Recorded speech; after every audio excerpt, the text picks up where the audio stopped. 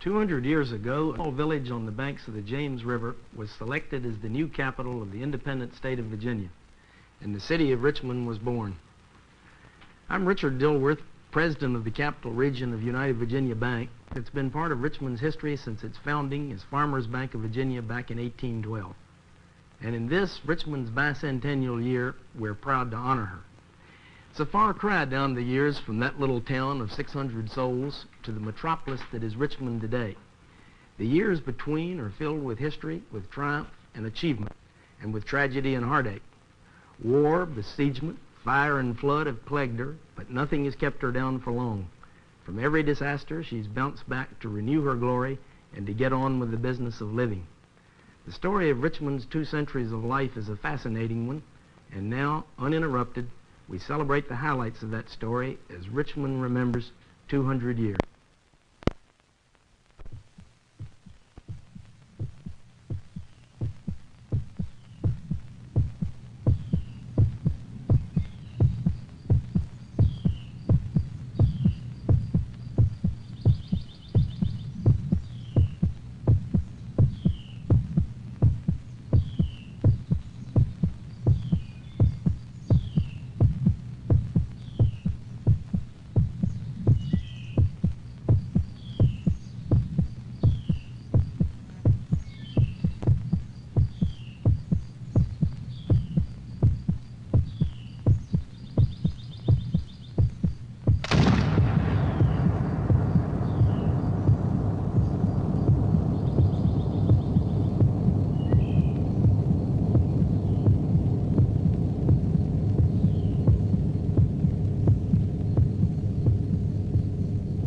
On April 19, 1775, in Concord, Massachusetts, a shot was fired.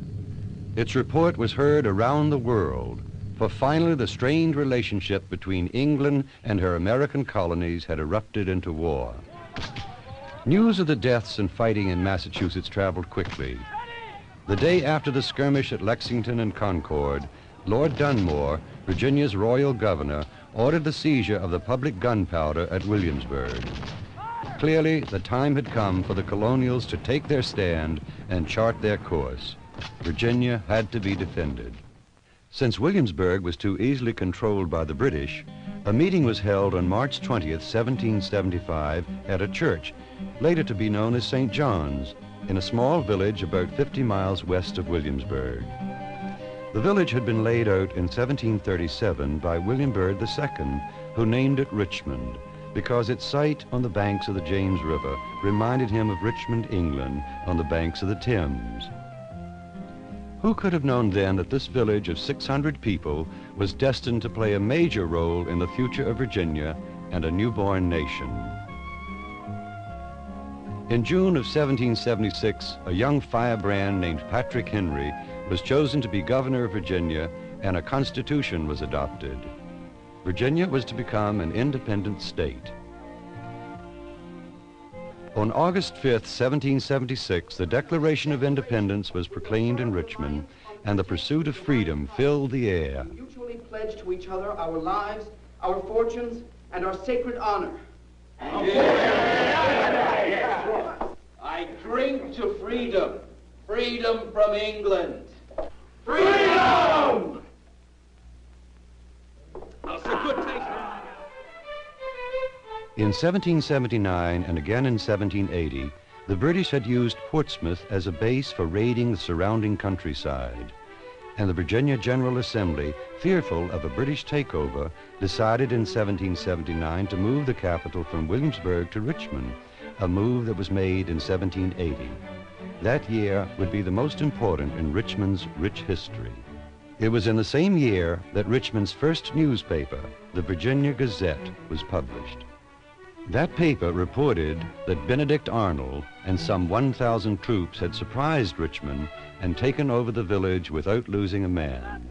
They destroyed the cannon foundry 6 miles above the town and poured the colony's gunpowder into the James River. By summer, however, General Lafayette had forced the British under Cornwallis back to Williamsburg and finally to Yorktown. There, cut off from reinforcements by the French fleet, Cornwallis surrendered on October 19th. the Revolutionary War was over. America had won its freedom. Virginia had a permanent new state capital. Richmond, along with the whole nation, celebrated. Despite its newfound dignity as both city and capital, Richmond of the 1780s was still a rough and tumble place. Culture and refinements were few. Fearful brawls were commonplace. Yet, as crude as it was, Richmond's importance as a center of governmental affairs could not be denied. The Richmond leadership asked former Governor Thomas Jefferson to decide upon a design for the state's new Capitol building. Jefferson chose as a model the ancient Roman temple at Nimes. On August 18, 1785, the cornerstone for the Capitol was laid with Governor Patrick Henry among the many who gathered for the ceremonies. In June of 1788, Richmond was the site of a convention attended by some of the most influential men in the country.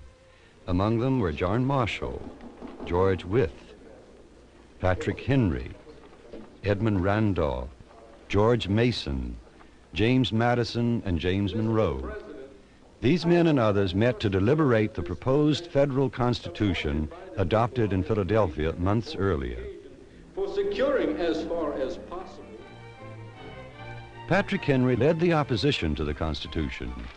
He opposed it just as fervently as he had opposed the British only 13 years before. The Constitution was adopted, nevertheless, by a vote of 89 to 79.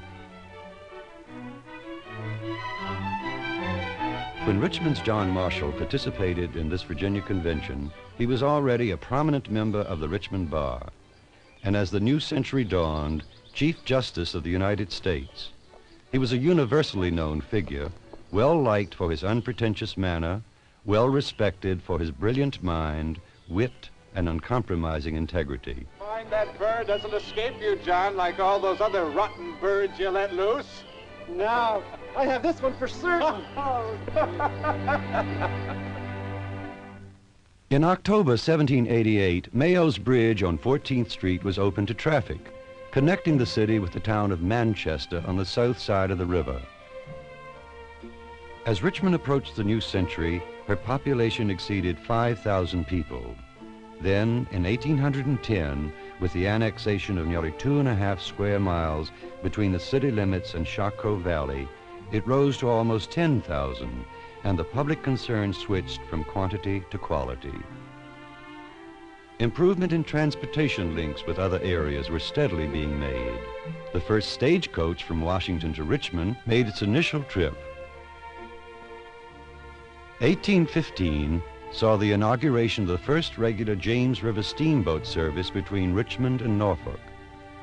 And in 1841, the first packet boat completed its maiden run, carrying mail, passengers, and goods between Richmond and Lynchburg on the James River and Kanawha Canal.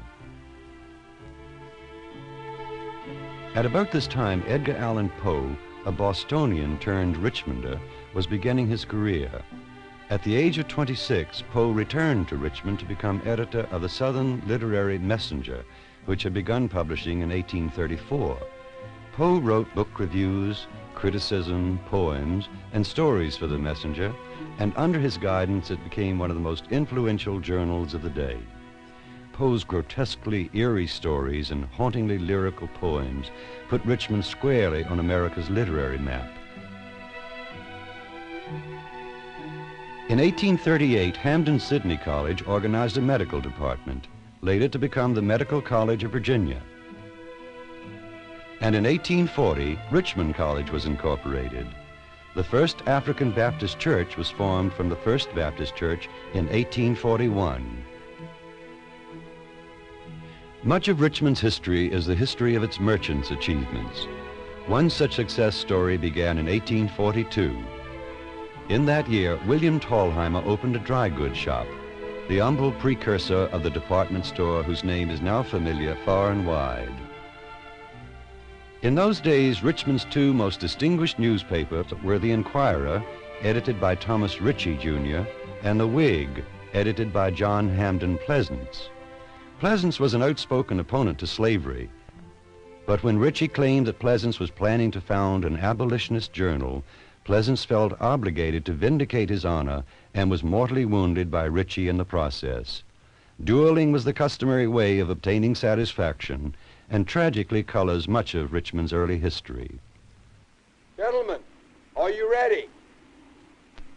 1, 2, 3, 4, 5, 6, 7, 8, 9, 10.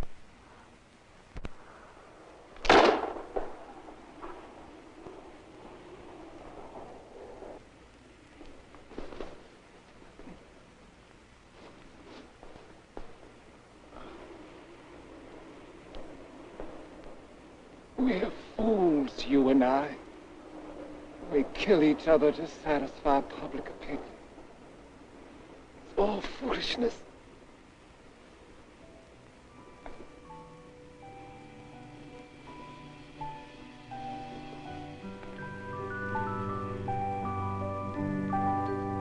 Hollywood Cemetery, dedicated in 1849, was the first private cemetery in Richmond. John Notman, a Scotsman trained in Edinburgh, designed the plans and suggested the name Hollywood because of his admiration for holly trees. Among the many famous people buried there are Jefferson Davis, President James Monroe, and John Tyler. Hollywood, with its magnificent views overlooking Richmond, its elaborate iron fences, winding roads, lush foliage, and elaborate monuments, is one of the most picturesque old cemeteries in the country. By 1851, when gas lighting was first used for Richmond streets and stores, the city's population had passed 30,000. With the fast-growing population and growth of the city, the possibilities of fires in mills, warehouses, and homes became a constant fear and concern for all Richmonders. In 1858, the first paid fire department, abolishing the old volunteer firefighters, was inaugurated by City Council.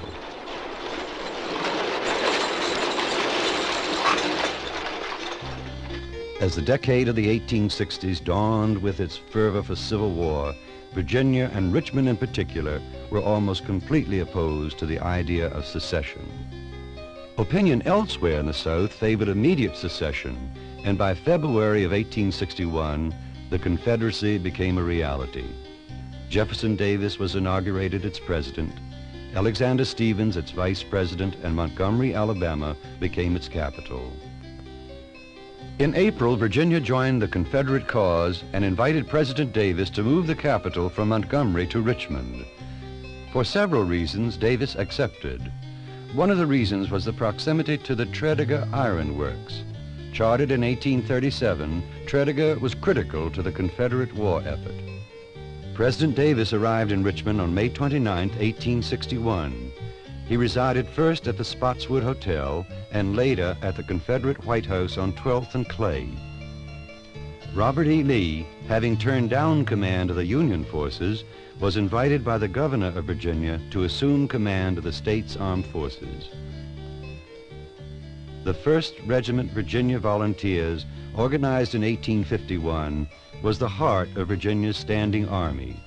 The volunteers included the Richmond Grays, organized in 1844, and the Richmond Light Infantry Blues.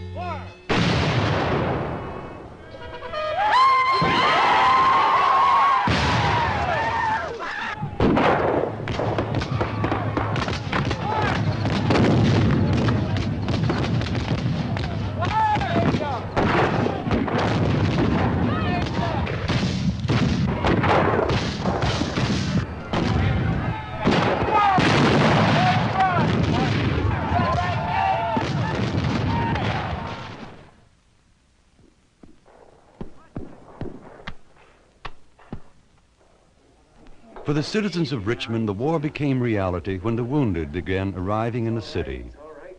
A young woman named Sally Tompkins was in charge here. She staffed the hospital with some of Richmond's most prominent women and ran the entire operation with exceptional efficiency and skill. For her extraordinary work, she was made a captain in the Confederate Army by President Jefferson Davis. Captain Tompkins exemplified the heroic contributions to the war effort made by many Southern women. But the tide had turned against the South. On April 2nd, 1865, President Davis received a message from General Lee. Petersburg could no longer be defended. Richmond would have to be evacuated. Some Richmonders chose to remain and face the conquerors. Others fled in haste. The tobacco warehouses were torched to prevent their falling into federal hands, but strong winds fanned the flames, and soon Richmond was ablaze. On April 3rd, Richmond surrendered, and the Union soldiers entered the city. The next day, President Abraham Lincoln came to survey the scene himself. He found a city on the verge of starvation. Lee and his forces fought on, but the war was unofficially over, and on the 9th of April, the West Point graduates surrendered the Army of Northern Virginia at Appomattox. After the war, though the process was slow, often painful and not always steady, Richmond recovered. She rose from the ashes of the Confederate dream to become one of the most important and successful cities in the nation. In spite of hardships, people began to rebuild homes, shops, and factories, and the wheels of industry started to move again. Communications were opened between North and South, and businessmen from both areas began to redevelop Richmond's once prosperous business district. Gradually, industry flourished, and with the rebuilt and expanded railroad network, Richmond became the crossroads for both north-south and east-west rail traffic. The flour trade was reestablished, and as these industries began to generate jobs and products, the city's economic picture brightened. But it was Virginia's tobacco industry which truly brought back prosperity. In February 1885, electric streetlights made their first appearance. And in October of 1885, Linton O. Miller and Webster S. Rhodes opened their first store on East Broad Street. The Civil War had freed thousands of slaves. One of them was Elizabeth Draper, the mother of the famous Maggie Lena Walker. Mrs. Walker's work with the Independent Order of St. Luke, a black fraternal organization, led her to organize the St. Luke's Penny Savings Bank, today the Consolidated Bank and Trust Company, oldest black-run bank in the nation. The able and dedicated Mrs. Walker became the first woman in America to serve as president of a bank. The first commercial system of electric streetcars in the United States was tested in Richmond. The cars went into regular operation in May of 1888 and soon became the city's principal means of transportation. The cornerstone of the R.E. Lee Monument, first major statue along what would later become Monument Avenue, was laid October 27, 1887, and was unveiled on May 29, 1890. Honor would continue to be shown to the Confederate military leaders. One after another along Monument Avenue, the statues of Civil War heroes were completed, erected, and dedicated. The new City Hall, begun in 1887 and built with day labor, was completed on February 15, 1894. The combined efforts of the city government and the Chamber of Commerce sought to make Richmond the leading city in the New South. By the end of the 1800s, citizens could look back on 35 years of progress. This growth brought greater reliance on the railroads, which in turn brought about the demise of a Richmond institution, the James River and Kanawha Canal.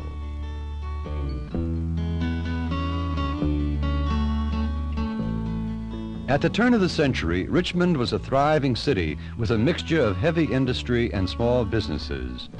Farmers brought their produce to the various markets, and Richmonders bought their produce there. Life was leisurely and filled with simple pleasures, bicycling and trolley rides and picnics in the parks. The citizens welcomed the new city with parades and street parties. The boys had returned home from the Spanish-American War, and a new sense of nationalism, a unification of North and South, was felt by many. The Jefferson Hotel, center of the city's social life, which had opened in October 31st, 1895, burned the night of March 29th, 1901. Undaunted by their loss, the owners decided to rebuild. Automobiles first appeared on Richmond streets in about 1904. Hand-cranked with tires prone to blowouts, they sputtered, chugged, and backfired their way down the streets and avenues. In 1906, some 3,000 acres of Henrico County were annexed. Richmond was fulfilling its destiny of growth. In 1919, the magnificent Broad Street station was completed. Designed by John Russell Pope, it served Richmonders for more than half a century. A number of events directly affected the citizens of Richmond and their city during the first half of the 20th century. A major one was World War I, when about 5,000 young Richmonders responded to the call to arms. Over 125 industrial plants in the city offered their facilities to the government for the production of war materials. This was a decade of continued growth. Liggett and Myers Tobacco Company, Laris and Brothers Company, and the American Tobacco Company constructed new buildings. In 1927, Richard Evelyn Byrd Field was formally opened, with Colonel Charles Lindbergh among the celebrities present. The first mail plane of the New York-Richmond-Atlanta Airmail Service left Richmond May 1st, 1928.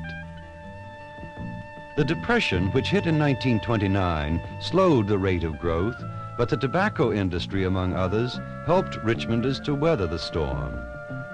Recovery programs instituted by the government created jobs and provided funds for construction of needed public buildings and other projects. The Richmond Public Library moved into the Dooley Memorial Library in 1930, and the Richmond Symphony Orchestra was organized in 1932.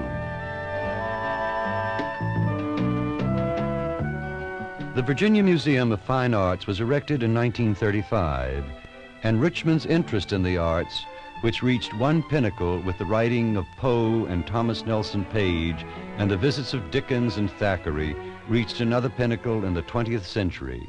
Ellen Glasgow and James Branch Cabell wrote the superlative fiction that made them famous in the early years of the new century. Douglas Southall Freeman captured a Pulitzer Prize in 1935 for his book on Robert E. Lee. Ellen Glasgow was awarded a Pulitzer Prize in 1942 for In This Our Life. Virginius Dabney, nationally known as a Richmond historian, won a Pulitzer in 1948 for his editorials in the Times-Dispatch. In more recent years, Jeff McNally's editorial cartoons in the Richmond News Leader won him 2 Pulitzer Prizes. The city's most celebrated author today is Tom Wolfe, a keenly observant and stylistically inventive chronicler of the current scene. Richmond emerged from the Second World War with a healthy and prosperous outlook. Perhaps the most significant change came in the city's government and its relationship to the citizens. In 1948, the city adopted a city manager form of government, with the council acting as a policy-making body with authority to approve the budget. The people began demanding more and better services, and the government responded. This is not unique with Richmond, but it marks a transition in the city's history. The Richmond of today, in many ways, is like the Richmond of yesterday, charming, graceful, spirited, and intriguing blend of old and new. But what was once a small village is now a dynamic city, modern, progressive, a pace setter for the New South.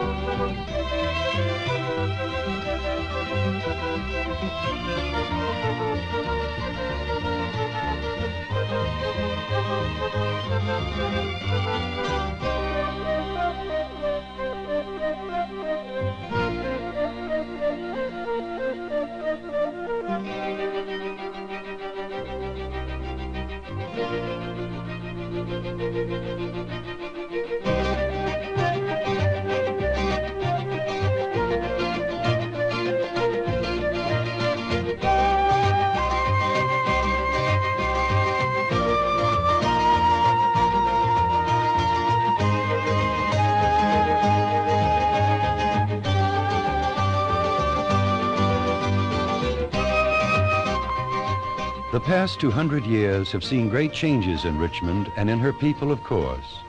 Every great city is continually reborn.